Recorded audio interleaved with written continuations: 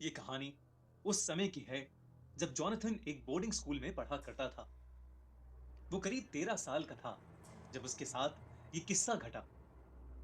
एक दिन जब वो बाकी बच्चों के साथ क्लास में बैठकर पढ़ रहा था, तभी अचानक से एक जूनियर टीचर भागते हुए उनके क्लासरूम में आई और प्रोफेसर के कान में कुछ कहकर वहां से चली गई।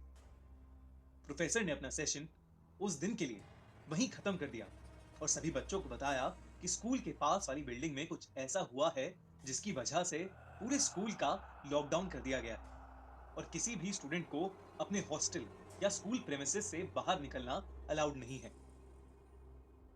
असल में स्कूल के पास वाली बिल्डिंग में एक पागल सीरियल किलर ने कुछ लोगों का मर्डर कर दिया था और वो स्कूल के आसपास ही घूम रहा था। इसलिए जब तक पुलिस उस सीरियल किलर को नहीं ढूंढ लेती, तब तक पुलिस ने स्कूल को बंद करवा दिया था। उस सीरियल किलर ने जिन भी लोगों को मारा था, उनका दाहिना हाथ उनकी बॉडी से गायब था। ये सारी बातें स्कूल के गार्ड ने एक सीनियर को बताई, जिसने पूरे स्कूल में इस बात का ढिंढोरा पीट दिया। ये बात जानकर स्कूल के सभी बच्चे बेहद डरे हुए थे। इन सब के बीच जॉनथन के साथ एक और अजीबोगरीब चीज हो रही थी। जब से ये स्कूल लॉकडाउन शुरू हुआ था, उसे रोज रात अचानक अपने हॉस्टल के बैकयार्ड से किसी आदमी के जोरों से चीखने की आवाज आती। ताज्जुब की बात यह थी कि आवाज उसके अलावा और कोई नहीं सुन पा रहा था। एक रात जब वो सो रहा था, उसे फिर से वही चीख सुनाई दी। इस बार वो हिम्मत करके हॉस्टल के बैकयार्ड में जा पहुंचा।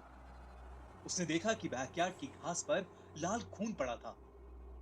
उसने उस खून को फॉलो किया तो उसे दिखा कि पीछे गार्ड के क्वार्टर के पास एक बड़ी सी बोरी पड़ी है, जिसमें से खून की बूंदें टपक रही हैं। ये देखकर जॉनथन अपने हॉस्टल वार्डन को ये सब बताने के लिए उसके रूम की तरफ जाने लगा।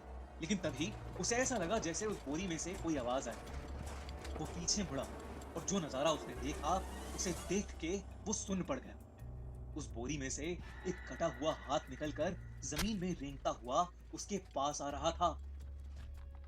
13 साल का जॉनथन ये देखकर बेहद घबरा गया और चीखते हुए वहां से भागा।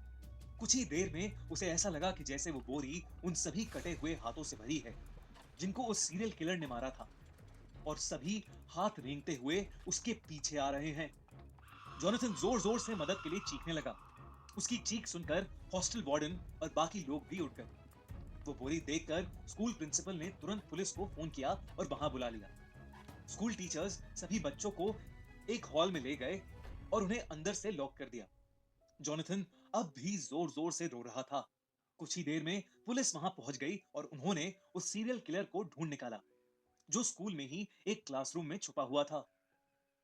जॉनथन ने उस रात जो महसूस किया, वो सच था या नहीं, ये तो नहीं कह सकते, लेकिन वो बोरी सच में उन्हीं सब लोगों के कटे हुए हाथों से भरी थी जिन्हें उस सीरियल किलर ने मारा था।